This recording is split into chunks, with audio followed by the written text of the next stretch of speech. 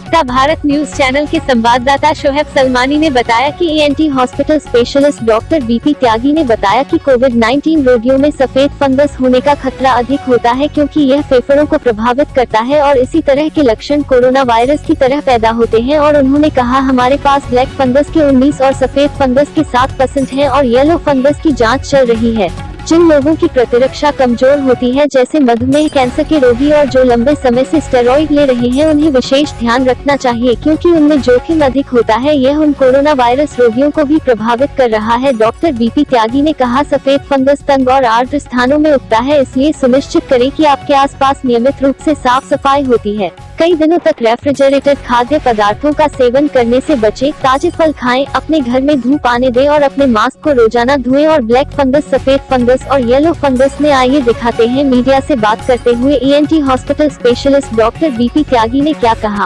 मैं doctor BP त्यागी हूँ, हर्ष ENT hospital से। हमारे पास ब्लैक फंगस भी आ रहा है और वाइट फंगस भी आ रहा है। 19 पेशेंट हमारे पास आज की तारीख में ब्लैक फंगस के हैं और 7 पेशेंट हमारे पास वाइट फंगस के हैं। वाइट फंगस और ब्लैक फंगस में क्या अंतर है, ये मैं आपको बताना चाह रहा हूँ। जो ये ब्लैक फंगस होता है वो नाक के रास्ते से आँख तक जाता है, हड्डी को गला के, और आँख के रास्ते से दिमाग में चला जाता है। तो ये एक तरह का ब्रेन स्ट्रोक कर सकता है। जो वाइट फंगस है वो नाक के रास्ते से फेफड़े में जाने का खतरा रहता है और इसको बोलते हैं हम एस्परजिलोसिस न्यूमोनाइटिस। ये एस्परजिलोसिस फंगस का नाम है और न्यूमोनाइटिस फेफड़े के इन्फेक्शन को बोलते हैं। इन दोनों में ये है कि 8 से 10% केसेस में ये दोनों निमोनिया भी कर सकते हैं और ब्रेन अटैक भी कर सकते हैं। पर वाइट फंगस अधिकतर निमोनिया कर रहा है और जो काला फंगस है वो ब्रेन अटैक कर रहा है। डॉक्टर साहब, पहले ब्लैक फंगस आया, उसके बाद वाइट फंगस आया, अब येलो फंगस आ गया। येलो फंगस के क्या लक्षण है, इन लक्षणों की कैसे पहचान होगी और इनसे बचाव कैसे होगा? जो येलो फंगस है उसका नाम है म्यूकर सेप्टिकस। वो कल एक पेशेंट में मैंने देखा है और उस पेशेंट में बहुत ज़्यादा वीकनेस है और वीकनेस के साथ साथ उसको नाक में सुनपन है, नाक का बंद होना और उसको फीवर भी है। जब हमने उसको देखा कि उसमें तीनों तरह के फंगस हैं तो उनकी हमने सफाई की। सफाई करने के बाद अब उनको इंजेक्शन एम्फोटेरिसिन B पे रखा गया है।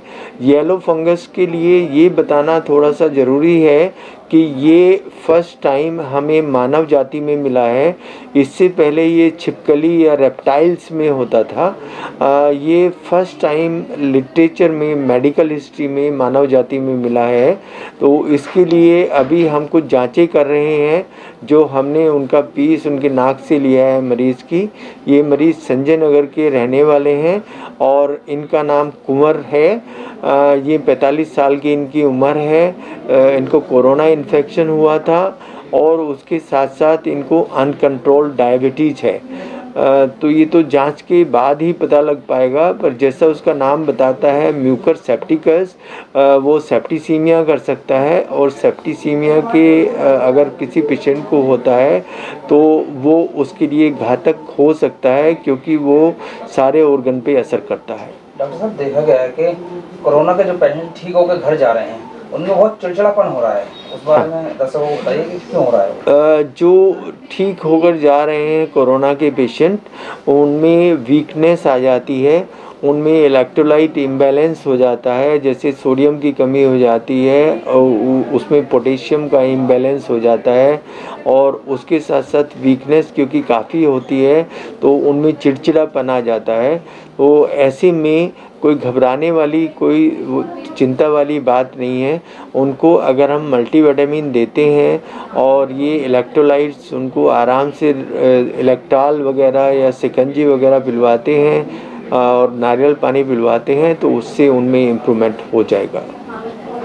डॉक्टर साहब, आपको क्या लगता है, आप डॉक्टर हैं, क्या फंगस की मात्रा भी बढ़ सकती है, केवल इतनी ही रहेगी? नहीं, फंगस की मात्रा इसलिए बढ़ सकती है क्योंकि कोविड में जो पेशेंट शुगर वाले मरीज़ थे उनको स्टेरॉयड का इस्तेमाल किया गया है और स्टेरॉयड के इस्तेमाल से उनकी जो शुगर है वो अनकंट्रोल्ड रही है, तो ऐसे में उनका इम्यूनिटी कम हो जाता है और इम्यूनिटी कम होने से इस तरह के फंगल इन्फेक्शन होते हैं।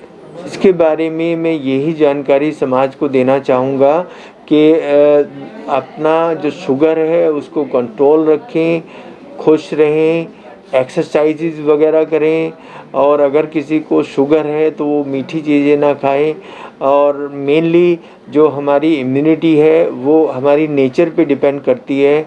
अगर हम बहुत ज़्यादा टेंस रहेंगे तो हमारी इम्यूनिटी इतनी अच्छी नहीं रहेगी, लेकिन अगर हम हंसमुख रहेंगे, खुश रहेंगे तो हमारा इम्यून स्टेटस अच्छा रहेगा।